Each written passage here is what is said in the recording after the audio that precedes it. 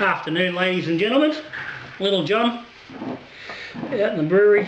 Time for a few tasters. Been a bit restricted on the tasting due to the leg and recovery and whatnot. So first weekend in. So I've got a few beers to catch up on. I did a bit of a taster yesterday on 2 beers which I've put straight through to Patreon. And they will come up a bit later in time. They were the New England IPA done from the Black Rock kit. The other half of that batch I'm doing today. And the Extract Pacific Ale, which I'm also doing. No, I'm not doing.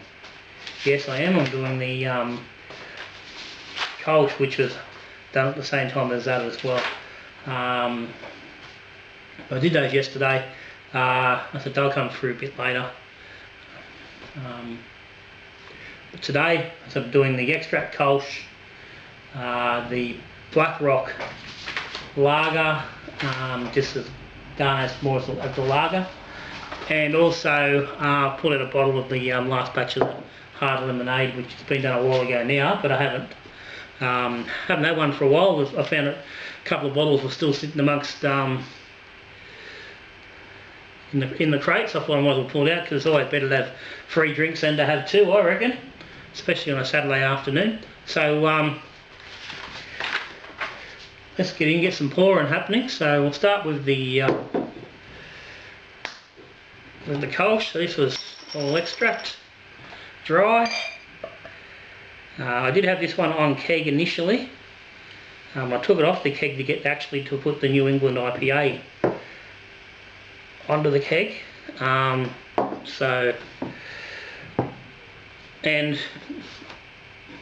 it was a little iffy at first, so I wanted to give it a bit more time to age. Second film we're looking at here is this number 8, which is, it says the Black Rock Lager.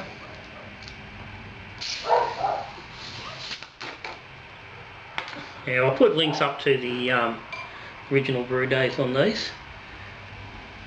Because I did when I was doing some tasting on the New England IPA, I got myself a bit confused about which can I'd actually use on this. I thought I'd used a Pilsner, but going back and looking at the original video, it's actually just a Black Rock Lager.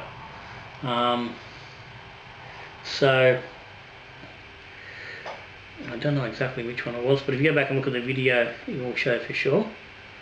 Alright, that's a little rough, we'll just let that go a second. And the hard lemonade, very low on the gas there.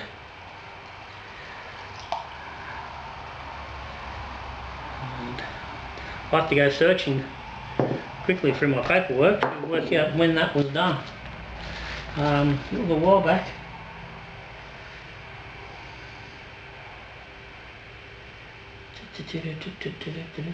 Bloody long while back looking at this. Actually, there you go, would have been last year. So it's probably 12 months old.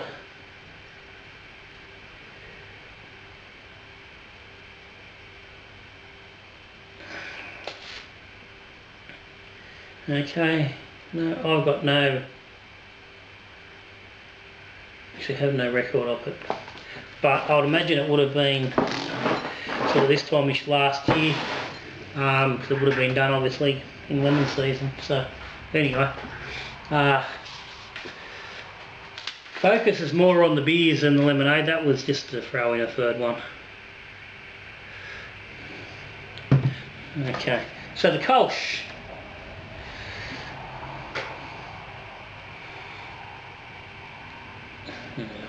Probably should have just stopped pouring that about 2 seconds before I did. I've got a little bit of crud coming into that. A little bit of yeast.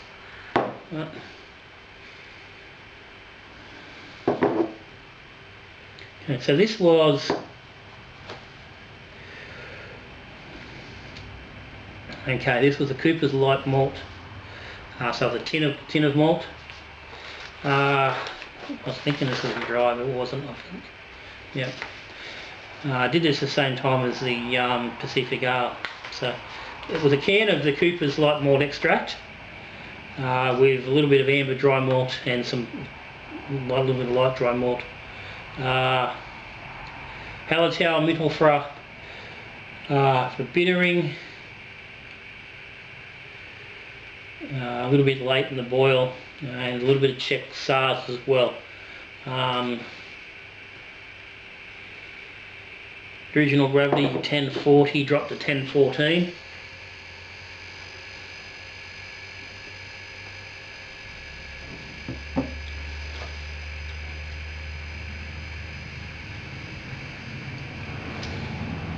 And this was brewed with Brew Kolsch, Koln yeast, 1 pack dry in 17 litres. So finished a little higher than I would have expected. Now original gravity was expected to be 1045 and finish at 1010. It started at 1040, finished at 1014, so it had the same attenuation pretty much, but no, we lost lost 5 points on the start, and then we lost 4 points at the end. So I don't know what's really contributed to that, and it's adding to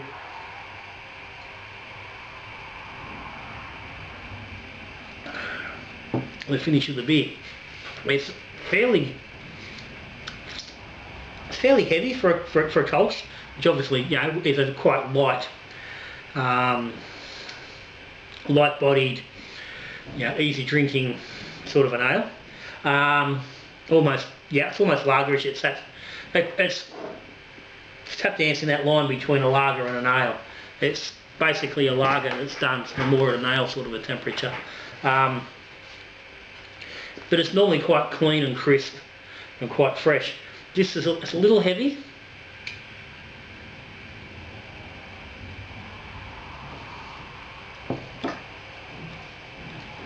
Now, not a lot, but there's some sweetness, a bit of residual sweetness, and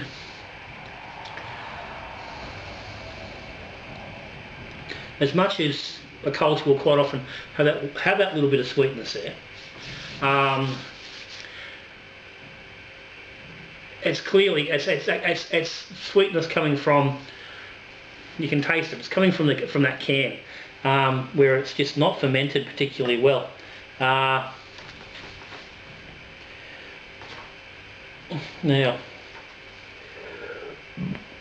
I've never brewed a lot with extract, like the unhopped extract tins, and it's well documented. I don't particularly like them, which is why I don't use them. And this is part of the reason. They, for me, tend to be highly unfermentable. Now, there is, let's say, 1.5 kilo tin of the Cooper's Light Malt, half a kilo of amber malt, which obviously is going to boost that a little bit, and will leave a little bit of sweetness, but that's not where, I really don't think that's where that sweetness is coming from in that. It's 0.1 of a kilo of light dry malt, and 0.2 of a kilo of dextrose. Now,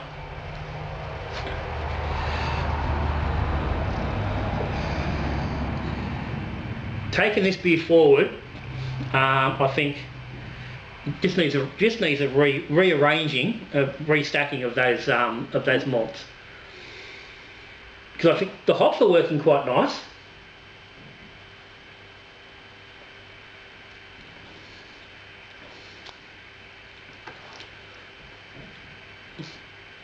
Now I'm trying to look beyond that little bit of sweetness, but there's a very gentle bitterness. It's very smooth and clean, but it's just there, and I think take that sweetness down a level, it would be quite nice. There's some nice hot flavour. It's nice in the mouth. The flavour's quite good. Just that bit of sweetness. There's no real tang. There's none of that kick. There's none of that canned twang really noticeable. It's just that sweetness, which to some degree you could almost slide into that twang category. But in this beer, for me, it's just coming more just as that sweetness. It's sitting there as an unfermented sugar. It's just sitting there, clearly hasn't fermented as it should have. So for me, I think realistically taking 300 grams of the amber malt, I think the amber malt plays a nice little part in that, but I think taking it down by about 300 grams and upping the dextrose by 300, I think would go a long way towards dropping that final gravity and getting rid of some of that sweetness. Now, there could be an argument for not being quite enough yeast. 17 litre brew, 1040, one packet of, I think the lower brews, I think they're an 11 gram packet. Let me just grab one out.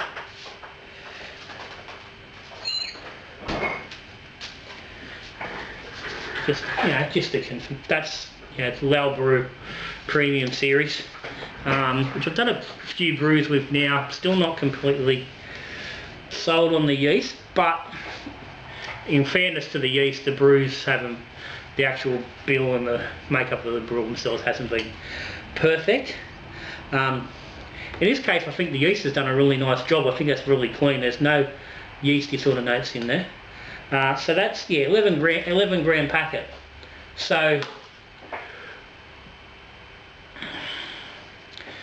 going on the 1 gram a litre, which really potentially should have been 17 grams, like so pack and a half. So that may have just pulled up a little bit short as a result of that. So overall,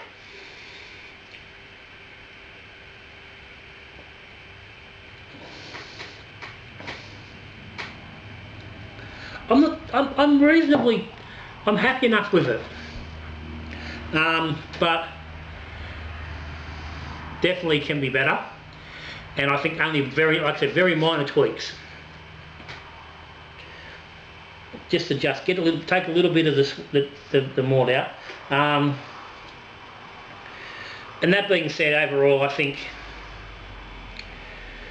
I'd really be interested to see that recipe done as it is, but with dry malt as opposed to the liquid, and see what difference that makes, and whether that would get the gravity down a little bit, but who knows. So, but that's it. That's a fairly straightforward brew. It's not a lot of work. A little bit of a boil. It takes a little bit, a bit more effort than just doing a straight kit. But that's it. With those just little tweaks, I think that's would be a really good beer.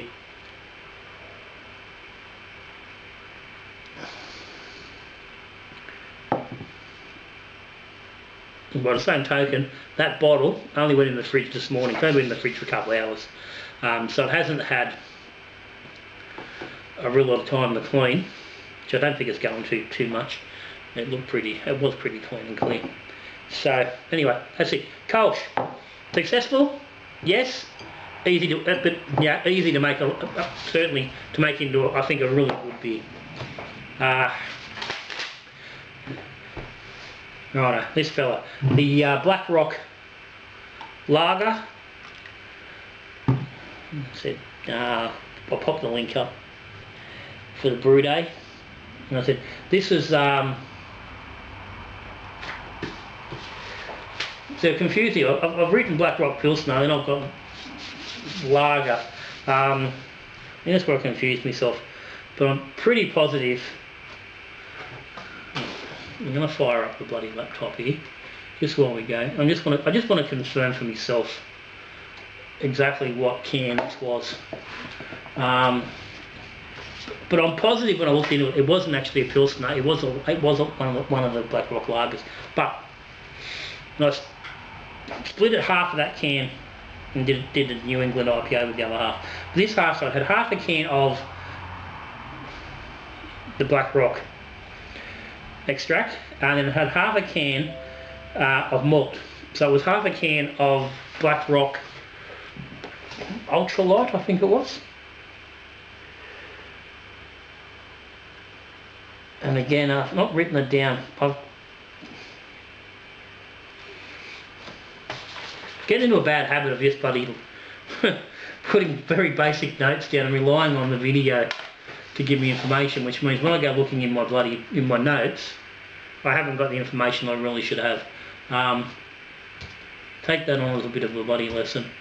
You can't go bloody skimpy on your notes. I think part of that's because I'm always bloody videoing as I'm going, and it takes a little bit more time. But anyway, let's quickly get this done.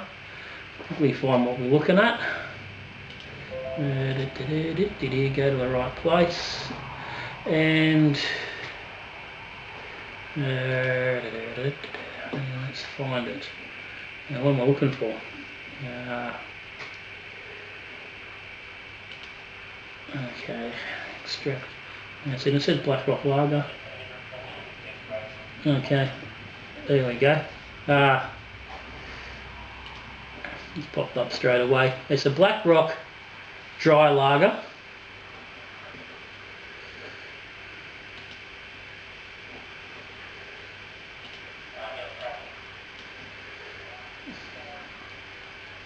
Okay, so that's what I call it, a Pilsner.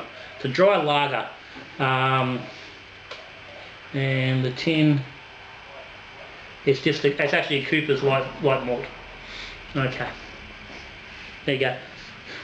Clarified that. So it's a dry lager, which is interesting. So I've just bought another can of that, just last night. I didn't realise. If I'd realised what was the dry lager, I wouldn't have got another one, I don't think. But anyway, half a can of malt,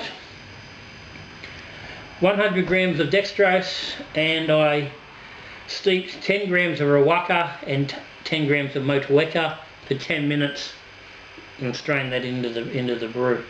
And then fermented with 1 packet of Nottingham. 1048 was the original gravity, bottled at 111, just with a scoop of dextrose.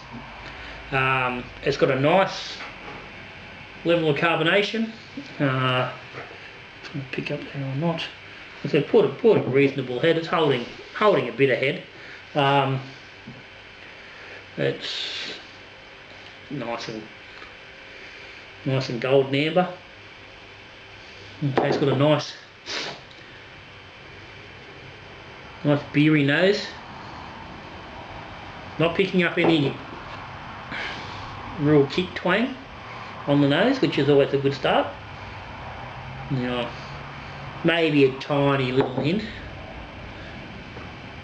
There's a little bit of colour through the. It's probably not going to pick up on there. There's a little bit of colour through the foam just around the edges, which I'm thinking is coming from the hops. Not sure exactly why.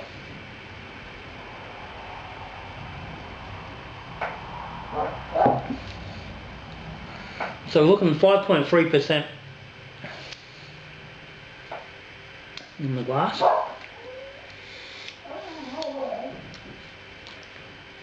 Okay. Interesting. It's sort of, it's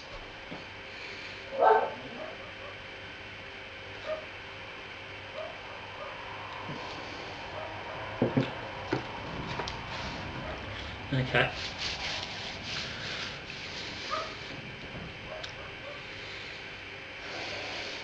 Okay. It's relatively clean. It's relatively light bodied. 1011, not super low. But it's light body but not thin, which is sort of where which is what you'd really be looking at around that 10-11 mark. Yeah, it's lightish, but yeah, it's not draggy. It's still got some sugars and things underneath. Uh,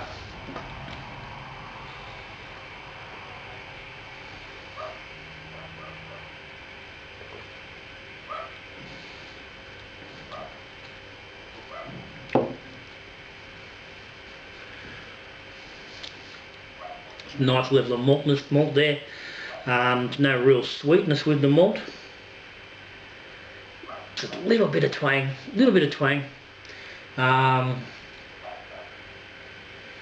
it's a tiny amount. And if you're, and honestly, if you're a kit brewer, you probably wouldn't even notice that twang that is in there. It's fairly small.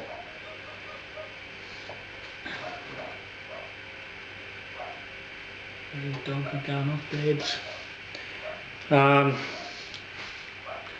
The hops, it's just a little bit, I think just a little bit of hop there.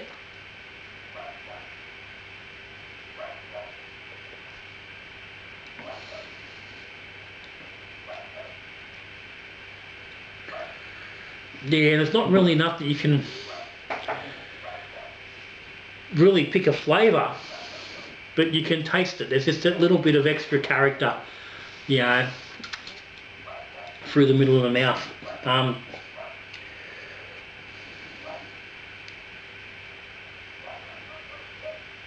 Yeah, it's... Hang on. For fuck's sake.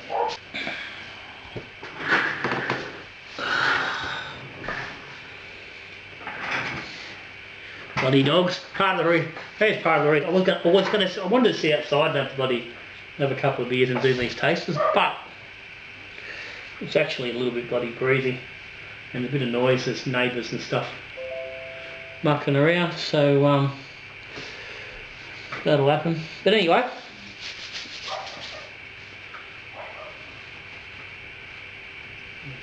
the dog wants to keep going. But yeah, that's come up alright. That's come up pretty well. You know, again, that half can of the liquid extract, I think, really think had it been dry, may have been a little bit better. But I said this is it's all trial and error and working out what's going on. So I said I do have another can of the dry lager coming, so I will be able to do a the next batch will get done with dry malt. I haven't bought any of the actual liquid extract this time. Still have a little bit going. I've got a wheat tin left there, maybe an amber. But anyway, so next time I'll probably look at doing the same thing with a dry extract and maybe just pushing the hops a little bit further. Maybe 20 grams each. Because I'm thinking I'm actually liking what the Ruaka and the Motueka is bringing. I've used Motueka before with some Waimea quite a while back, and it went alright in like a pale ale. But the Ruaka I've not used.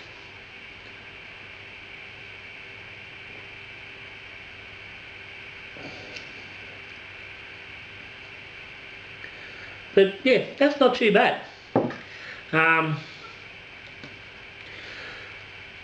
That's more drinkable than the Kolsch. And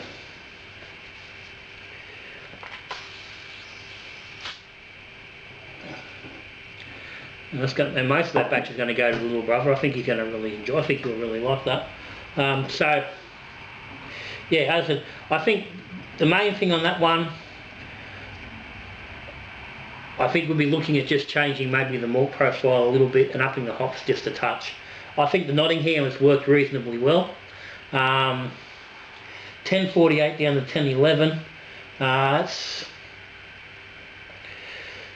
76% attenuation. So it's not extreme. I do tend to get a little bit more attenuation with the Nottingham. But I think by the same token, you'd find if you were using just a dry malt, you'd probably get a little bit, you might get a little bit extra. You might get 78, 77, get down to maybe 1010, even 1009. And again, I think if that was that little bit, if that was just a point or two lower,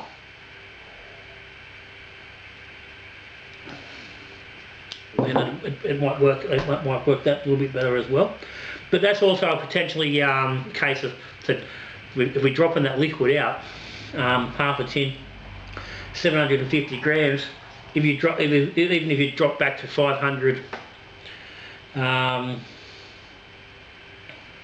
on the dry malt and picked up a little, an extra 200 grams of Dex, then that would certainly drag that bottom gravity down a little bit as well.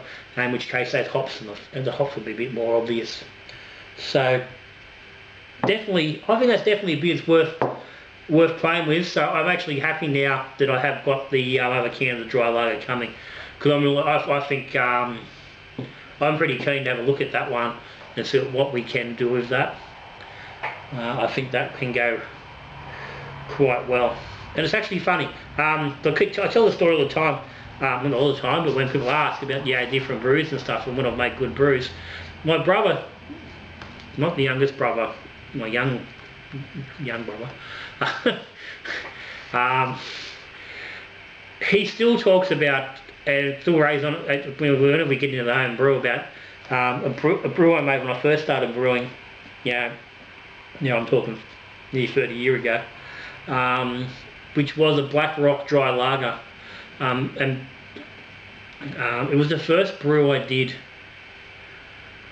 It was a little bit cool. I've actually fermented like 15-16 degrees. I've checked my brew notes, and at the time it was really a concern because it was in winter and it was cold, and it was really concerned about that temperature. I remember, I used to brew in a little laundry in the back of a little block of flats down on Bulleye Beach, and I used to ferment in a little laundry, and I ran a little bloody fan heater to keep the temperature up. It's probably the world's most expensive, one of the world's most expensive beers ever. But it fermented like 15-16 degrees, and the brother loved it, and that's one of the things that led me initially to looking at brewing with USA 5 at 15 degrees to do fake lagers. Remembering back to that brew that was too cold, and how well it came out, and that process. Hang on.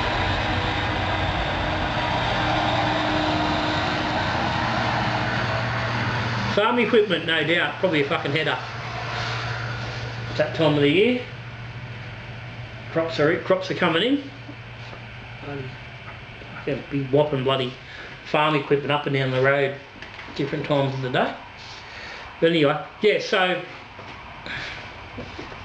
I'm looking forward to getting that can, splitting it. Hopefully I might look at doing one with an actual lager yeast.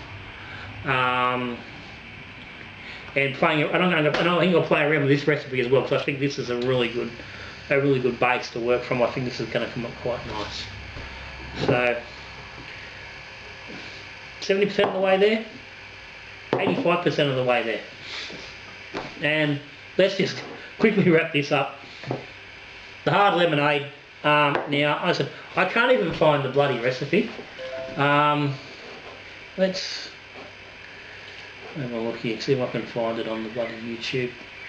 It's got to be there. Lemonade. Because I don't have any notes on it.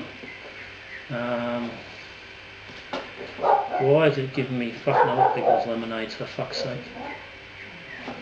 What the hell? What's going on there?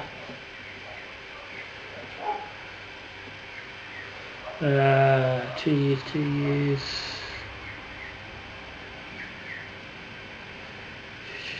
Oh, you're kidding me. The search function's let me down big time here. Bloody very big time. Let's try again. What's on that? They're still on the same bloody thing. What the hell? Okay. I've got the original tasting day. Would that give me a link? I can't find the original video. That's bloody good.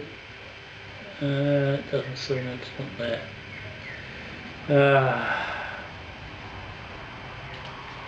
What the hell? No. No good at all. That's really bloody helpful. Nothing, no links. I don't know. Anyway, okay,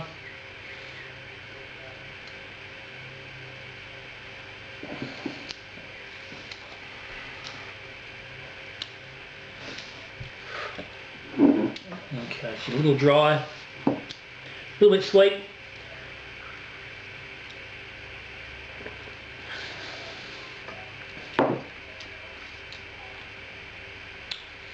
It's fresh, crisp.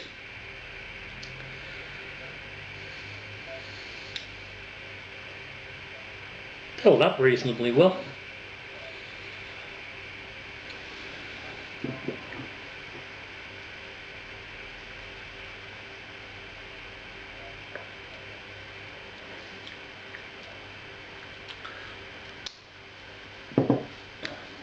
I think I commented this on when I first did it. It's got a bit of a cidery sort of a feel to it, and that's from that dryness.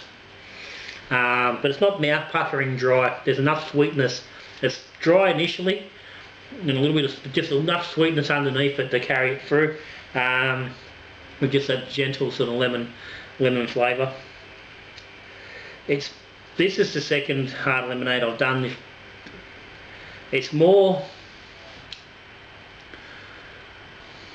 lemon soft drink than the first batch, which was really a in-your-face, really alcoholic sort of lemony, dry, sort of bit of a punch. This isn't quite as punchy. You still know that you're drinking something that's not a soft. You know you're not drinking a soft drink. Yeah, it screams at you.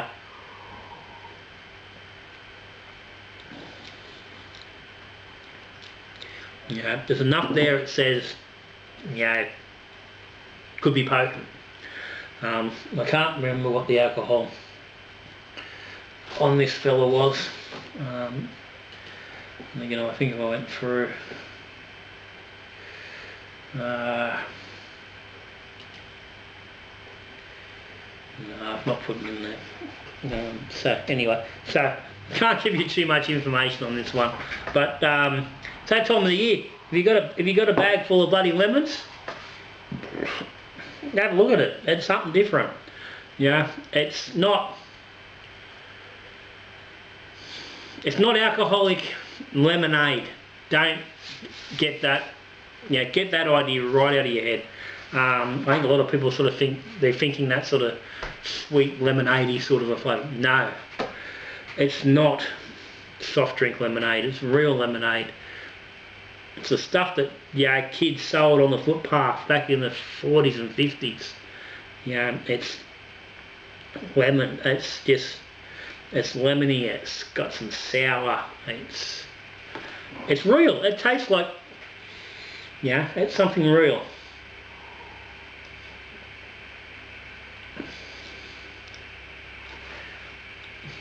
You sit back and suck on that on a hot day.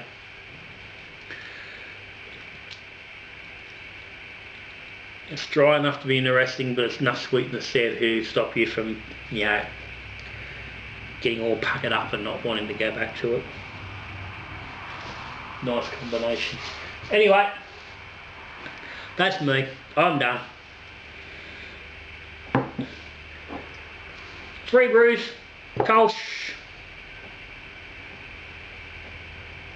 Black Rock Dry Lager, and the hard lemonade. These two, I said, these are, I think, very possible, and very easy to make those into 2 really good beers.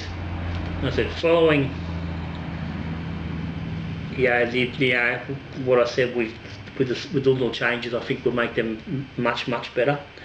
I said I'll follow up on this one in the coming months and revisit this, because I think this can be a really good beer. I think we can get a really nice lager out of that. without too much effort.